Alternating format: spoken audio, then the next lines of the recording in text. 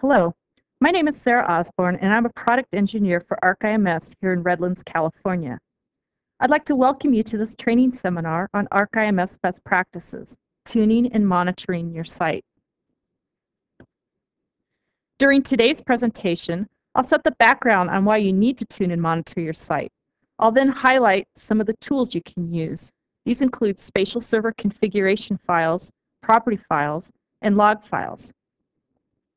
For each topic, I'll discuss some concepts, and I'll also show you where you can find the necessary files and find more information in the ArcIMS Help.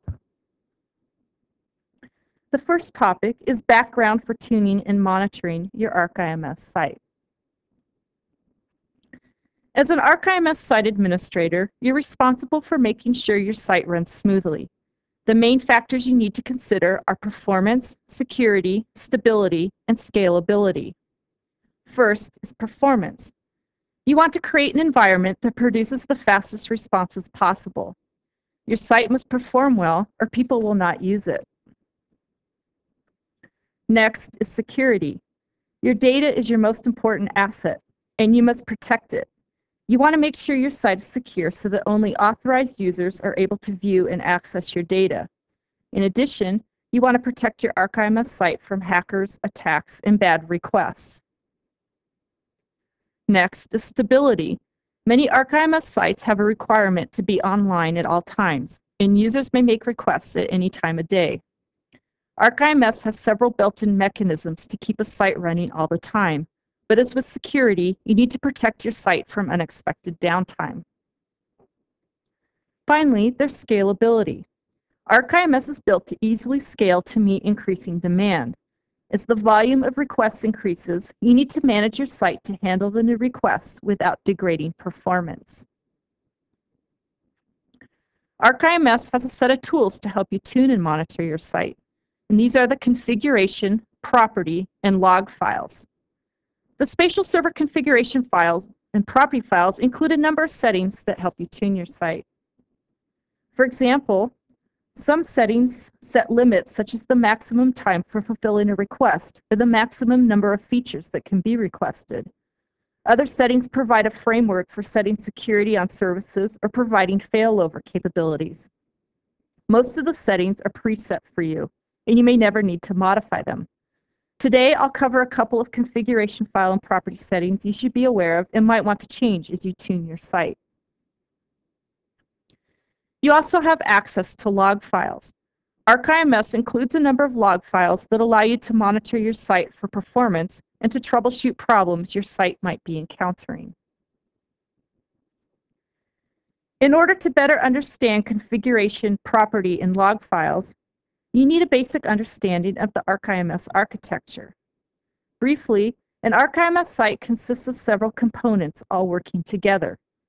The heart of ArcIMS is the spatial server. This is where requests are processed. The ArcIMS application server is responsible for queuing requests and handing them to the available spatial server. There are also two background processes you should be aware of. Tasker deletes images generated by the spatial server on set time intervals. Monitor is used by the application server to start spatial server processes and to check on the status. The web server is the gateway to an ArcIMS site. A servlet engine is used by ArcIMS and is an extension to the web server that allows Java servlets to run. The link between the web server and the application server is the ArcIMS connectors. The default connector is the servlet connector, which resides as a servlet in the servlet engine. When a client makes a request, the request travels to the web server and ArcIMS connectors, then to the application server, and then to the spatial server. When the spatial server is done processing the request, the response is returned to the client in the reverse order. Each of the ArcIMS components has an associated property or configuration file and log file. As I progress through this presentation, I'll be referring to these components as I talk about the different files. This is a good place to take a closer look at the ArcIMS Help and installation file structure. I'll be referring to both the help and various files throughout this presentation. First is the ArcIMS Help. At ArcIMS 9.2, the ArcIMS Help was revamped and many new topics were added. I first want to point out the checklists. The first one is optimizing ArcIMS services, and the one I'm going to be covering today is ArcIMS Administration Checklist. And in here, you'll see a checklist of the different items you should consider as you tune your site. There's also comments for each of these items, and in many cases, there's links for more information. There's also a section on architecture. I went through the ArcIMS architecture very quickly, but this section here will give you more details on the different components.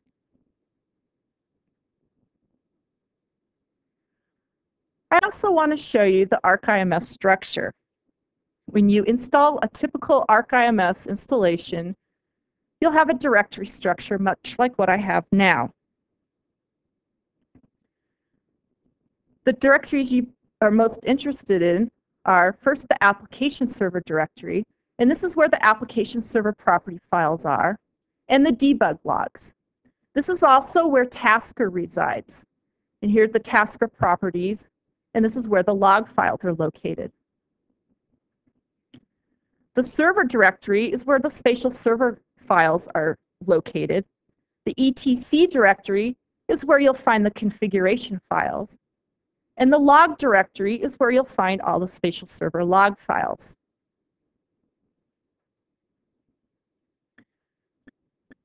Now in the ArcIMS Help, there's a reference section, and one of the topics in this reference section is an overview of the directory and file location.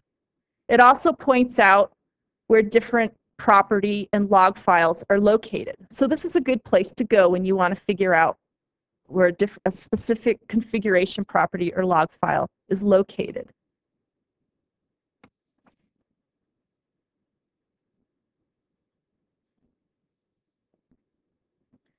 To review this introductory section, I talked about the fact that monitoring and tuning are important for performance, security, stability, and scalability. ArcIMS provides tools to help monitor and tune your site using spatial server configuration files, property files, and log files. In this section, I'll talk about the spatial server configuration files. Before continuing, I want to describe the spatial server in a bit more detail. The spatial server is the main processing component of ArcIMS.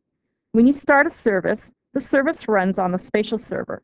When a request is made, the request is routed to one of these services. A spatial server is divided into different components. Each component matches a functional capability.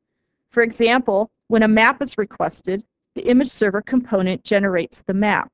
When data is queried, the query server processes that request, and so on.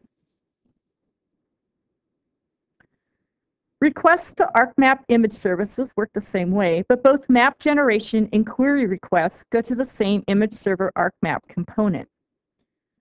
In fact, spatial servers hosting ArcMap image services are separate processes from spatial servers that host image, feature, or metadata services. Each of these spatial server components has a corresponding configuration file.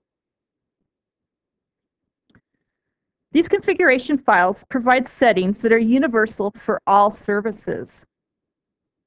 The settings will help protect your data and help improve performance. And as I mentioned, there's a configuration file for each component.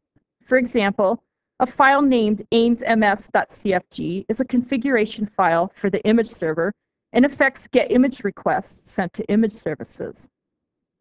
And on Windows, these files are located in the server etc directory. I want to cover a couple of configuration file parameters. The first one I want to talk about concerns feature limits.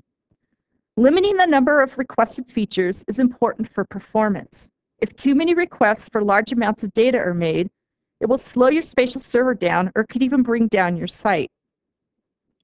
Limiting the number of features is also good for security. You probably don't want users requesting data about every record in your database. ArcIMS services by design have no limits on the number of features that can be selected or queried. Users can inadvertently or maliciously request unlimited numbers of features. Some possible ways to request all records for a layer include request all cities with a population greater than 0, or do a graphical selection of all features in a layer. ArcIMS has a preset global limit of 2,000 features for image and ArcMap image services. There's no upper limit for feature services. To change the global limit, you make changes in one or more of the following configuration files. For queries made on image services, you would make a change in AIMSQS.cfg. For feature services, you would use AIMSFS.cfg.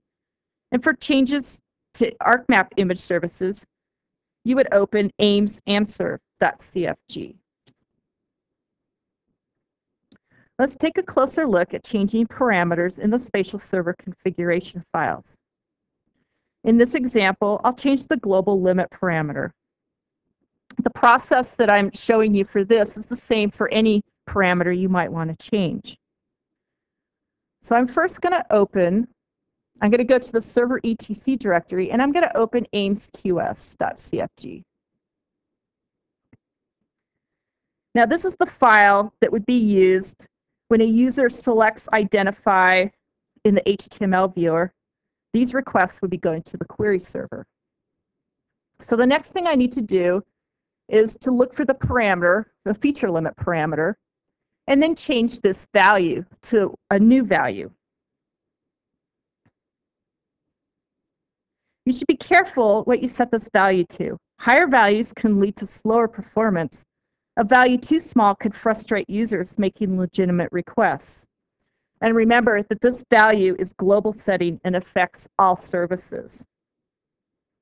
Now you need to make this change to You need to make the same change on every machine where you have a spatial server. After you've made these changes, you need to restart ArcIMS. The traditional way to do this is to first stop monitors on all the machines where you have a spatial server. Then you restart the application server, and then you restart all the monitors.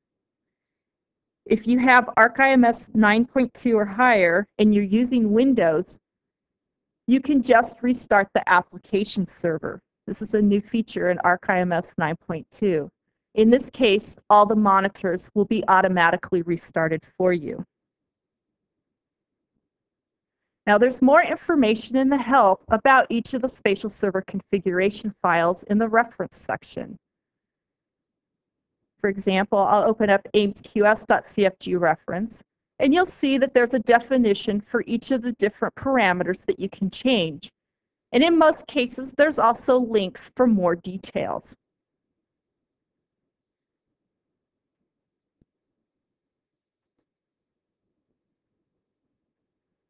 Another way to set feature limits is in a get features request. Is in a map configuration file.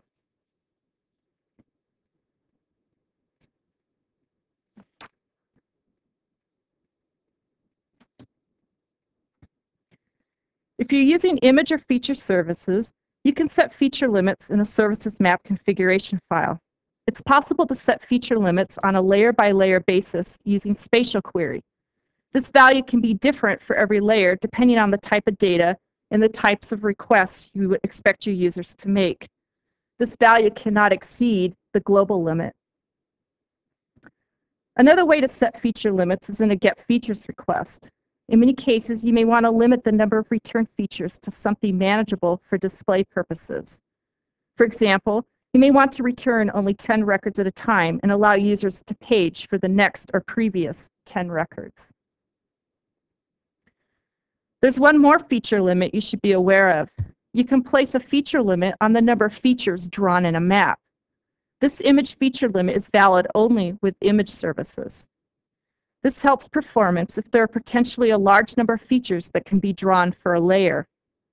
As a best practice, you should set scale dependencies on each layer. However, there are times when this is not practical. One example is when drawing dynamic layers. These are layers that are added on a per request basis and so may not have scale dependencies associated with them.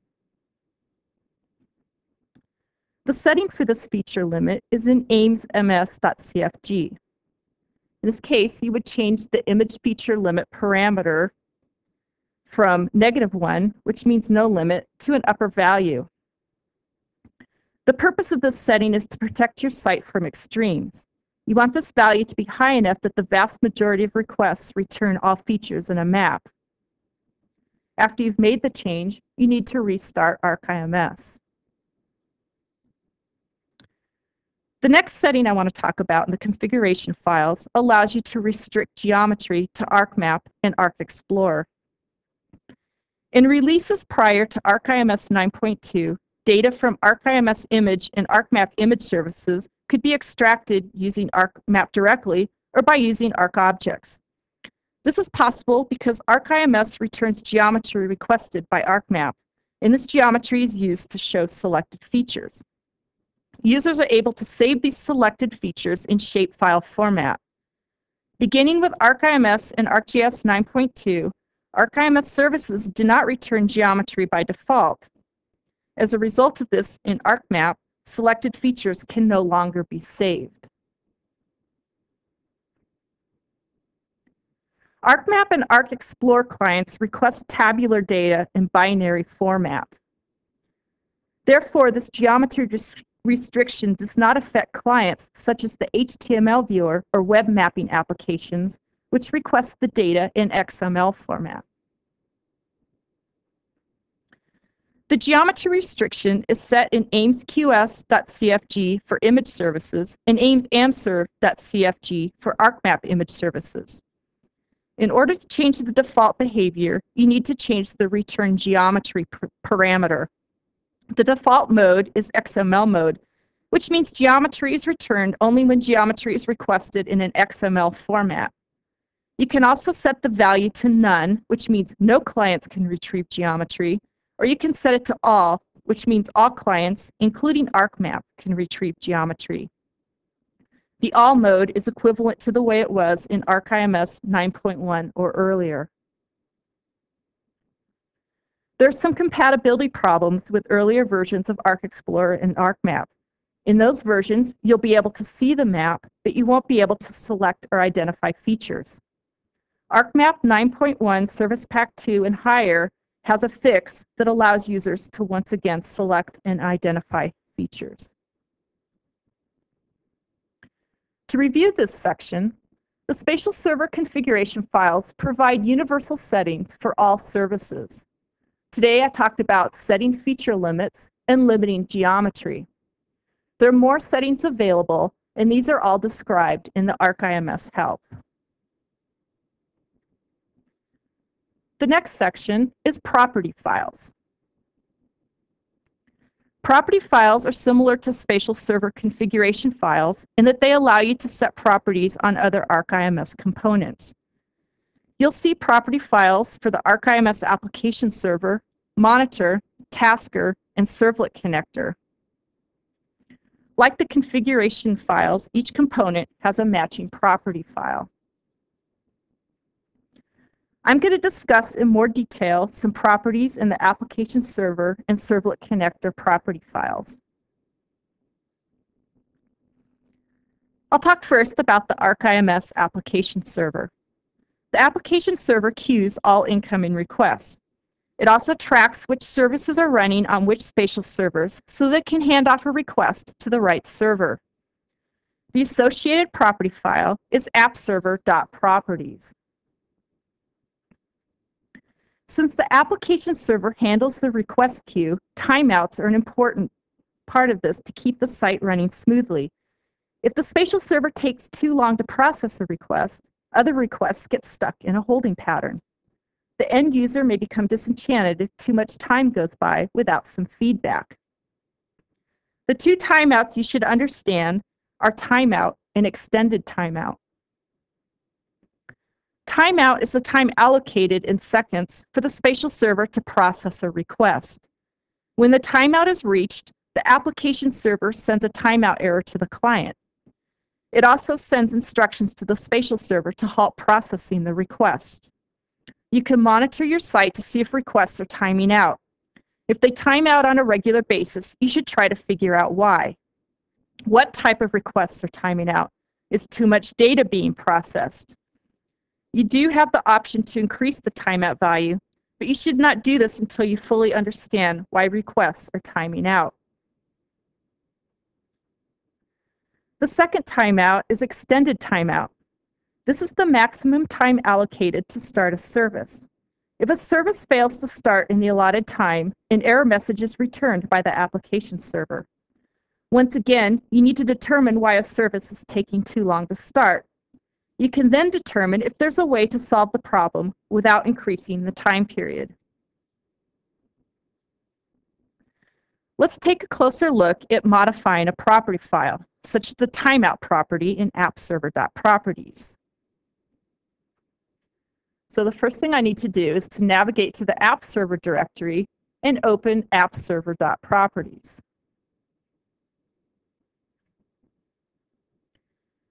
Once again, you'll see many properties that you can change, and this is all covered in the ArcIMS Help in the reference section under Property Files.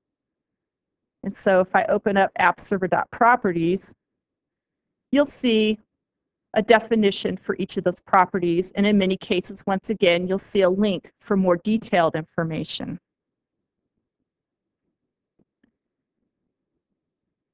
So I'm going to navigate down until I see the timeout property, and by default, it's for 60 seconds. I'm going to change it to 30 seconds. I know that 99% of my requests take only 1 to 2 seconds. And I want to lower the timeout so that users will get feedback in 30 seconds instead of 60 seconds if there's a problem. Once you make a change in appserver.properties, you need to save the file and then restart ArcIMS.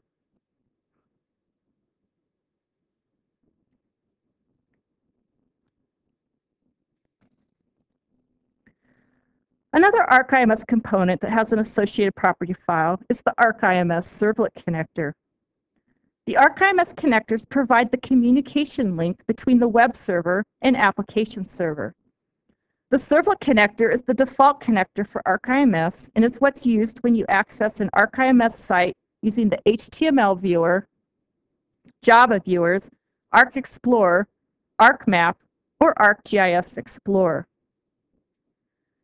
The property file associated with the servlet connector is as remap_prop. This is an important property file because this is where you can provide some security to allow or disallow access to ArcIMS services. The location of this file varies based on which servlet engine you're using.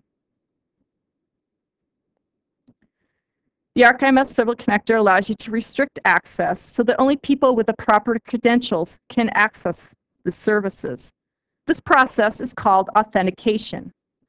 By default, authentication is disabled, and the servlet connector sends all requests for services to the ArcIMS application server. When authentication is enabled and a request is received from a client, the servlet connector checks to see whether there are any restrictions on accessing the ArcIMS service. Access to the services can be done in several ways. Probably the most common is by username and password. However, services can be further protected by limiting access by specified IP addresses, by setting an expiration date, or by limiting the number of times a service can be accessed. Finally, ArcIMS services can be limited by the types of requests that can be made to it. For example, if you don't want users to query or identify on a service, you could disallow the servlet connector from processing a get features request for that service. The servlet connector uses an access control list to designate restricted and non-restricted services and the authentication criteria required to access them. The ACL may take one of two forms, a file-based or JDBC-based ACL. The main advantage of a file-based ACL is that it's easy to create and requires no additional components. Permissions are stored in an XML file that you create using any text editor. Within the file, you specify which services are restricted and how to access them, such as what username and password to use. The contents of the file are loaded into memory when the servlet initializes. If you edit your ACL file, you need to stop and restart the servlet engine to see your changes take effect. With the JDBC-based ACL, you store permissions in a relational database. This type of ACL can better manage larger numbers of users in ArcIMS services. Also, if you frequently modify the ACL, the changes are picked up immediately without interrupting services, since the servlet engine does not have to be restarted. One final note is that all services must be included in the ACL file, or they are inaccessible. This includes free services that don't require a username or password.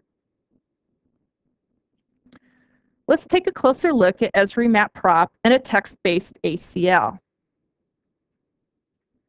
This is my Remap Prop file, and you can see that there are a lot of different parameters that you can change. The ones I want to focus on today are authenticate. By default, as I said, the authenticate is set to false. You want to change this to true. You'll also want to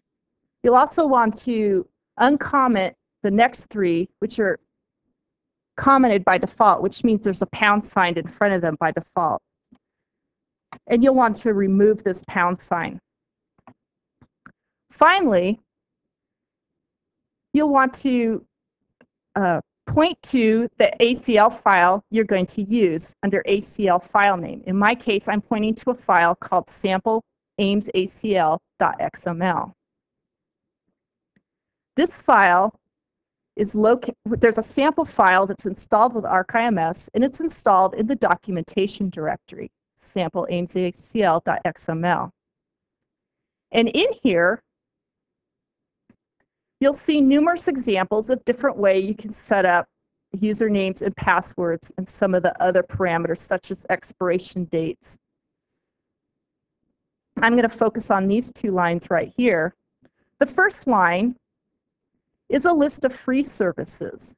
And what you do is you list each of your services, and then the username has an asterisk. And this lets the servlet connector know that no username or password is required. This next line has an example where the username is private and the password is pass.word. In the case where a user types in this username and password, the secret data service would also become available. In addition to secret data, this user will see any of the free services listed here. Now, once you make this change, once you update this file and make your changes to remap.prop, you need to restart your servlet engine. In this case, you don't need to restart ArcIMS, Monitor, and Application Server, just the servlet engine. Now, the ArcIMS Help includes information right here on securing your services and website. And there's more information in here about restricting access. And it'll give you more details on how to set these files up. You'll also see in here strategies for using feature limits and restricting geometry. There's also this section here on keeping your site running. I talked about timeouts, but there's other topics in here as well, such as managing spatial server recycling, using multiple application servers, setting intervals to keep firewalls open, and some others. So I encourage you to take a look at this section. One more thing I want to point out is in the property files section for Remap Prop. Once again, all the different properties are defined, but I want to point out this link right here, which is Common Servlet Engine File Locations. And when you click on this, it'll give a typical location for where Remap Prop is located.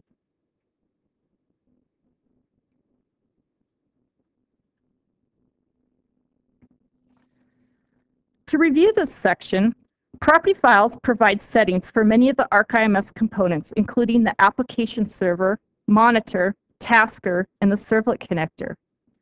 I went over some of the timeout settings for the application server. I also covered setting security in Remap Prop in the ACL file for use with the servlet connector. This next set of tools I'll talk about are log files. Log files are helpful for measuring performance and are also good for troubleshooting problems.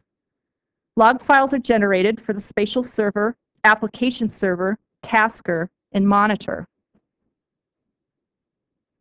I'll talk more in depth about spatial server log files, and I'll touch briefly on the application server log files. The spatial server log files are useful for monitoring performance. The log files provide detailed information on how long it takes to process requests. For example, you can look at such things as the total processing time. In this example, it took 14.3 seconds to process the request. For most map requests, users don't like to wait more than 1 or 2 seconds for a map. If a request is taking a long time, you need to try to figure out why. You can start looking for bottlenecks. Check if there's a layer taking excessive time to process. You can also look at the data search and data retrieval times for each layer. In this example, the parcels layer is taking 1.6 seconds for the data search and 6.69 seconds for the data retrieval. This represents almost half of the total request time. If you look at the number of features, you can see that over 7,500 were processed. This layer would be a good candidate to look at more closely. The log files are also good for troubleshooting. When requests don't process as expected, error and warning messages will be logged. In many cases, the messages will pinpoint why a request failed. The ArcIMS Help provides information about the more common errors and warnings. In this example, you see error 0948. This error denotes that a dynamic layer could not be added. A possible solution is often given as well. In this case, the solution is you must add the dynamic attribute to the map element in the map configuration file. Depending on the severity of the error may or may not be reported to the application server. The first group of errors are failed error messages. If a request cannot be processed, such as data cannot be retrieved or a map cannot be generated, the spatial server sends an error message to the application server. Examples might include an incorrect layer was referenced or some invalid inputs were given. You should be aware that not all errors are returned in a response. Another group of errors and warnings are logged by the spatial server but are not forwarded to the application server. A regular response rather than an error message is sent instead. However, the spatial server could not fully process the request and the response will likely not show expected results. In this case, a map might be incomplete or no records are returned. In the type of scenario where a response isn't the one expected, you need to review the appropriate log file. For example, if a map request is incorrect, you would look in the image server log file.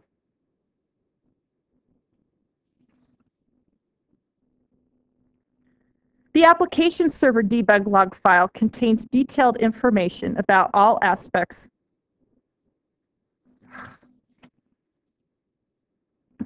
of server communications. And this is one of several app server log files that you may at some point want to look at. These are helpful for getting a site status and for troubleshooting problems. There's also debug log files that contain all communications. Much of this information is rather cryptic, but the information can sometimes be used to track down hard-to-solve problems when you call into technical support. The debug log files are not on by default. You must turn them on through dynamic logging in Administrator or by setting debug to true in the appserver.properties file. I want to take a closer look at the spatial server log files. And once again, these files are located in the server log directory. And I want to point out, when you first install ArcIMS, the log mode is errors and warnings only. If you want to use the log files to help you debug problems or to check what the performance is like, then you need to turn on full logging.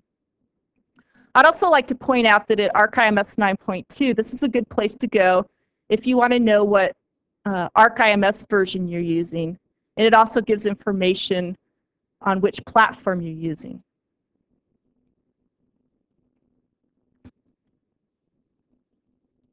I'm going to turn on the log files using Administrator. At ArcIMS 9.2, a new feature was added where you can turn on ArcIMS logging. And when you turn it on, you'll see that there's a check mark by ArcIMS logging. And once you turn this on, you'll see that the log mode is now all. And in this case, all requests and responses will be logged, as well as the times for each request.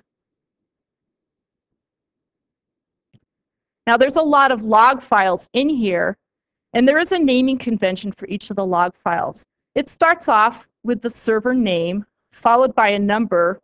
If you do the default install with ArcMap Server, you'll see 1, 2, and 3. Number 1 represents the main spatial server for image, feature, and metadata services. And 2 and 3 represent ArcMap servers. The component or the functionality is listed next, such as query server or image server. And the following number is the process ID. And this number will change every time a spatial server restarts.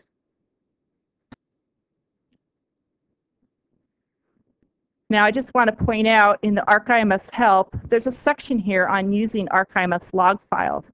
And it gives more information about the file locations and names, how to enable full logging, and how to interpret the spatial server log files. Now, I have an example here when a log file is turned on to full logging, and you'll see that you get the full request, and then you'll see that each layer has a data search time and data retrieval time, followed by the total request time. And in this case, it took only 0.2 seconds for the service, for the request to process.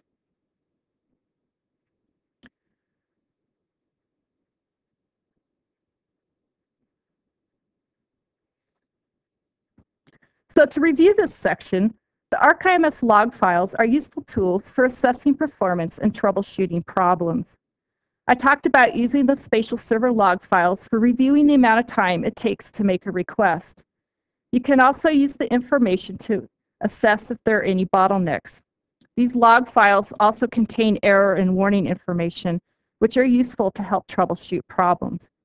I also touched briefly on the application server logs. You should know that these exist, but you probably won't be using these in your day-to-day troubleshooting. This concludes today's presentation. For more information, you can go to the virtual campus, and there's a course, Learning ArcIMS, that may be of interest. There are a couple training seminars as well, Introduction to ArcIMS and ArcIMS Best Practices, Optimizing Map Configuration Files. Other resources include the ArcIMS Help, which is online at webhelp.esri.com. The ArcIMS Help is also included when you install ArcIMS. For more resources, click What's Next in the list of links on the left. We hope you enjoyed this seminar. Your comments help us improve our seminars. Please take a moment to complete our survey. Just click the evaluation link on the left. Thanks again, and goodbye.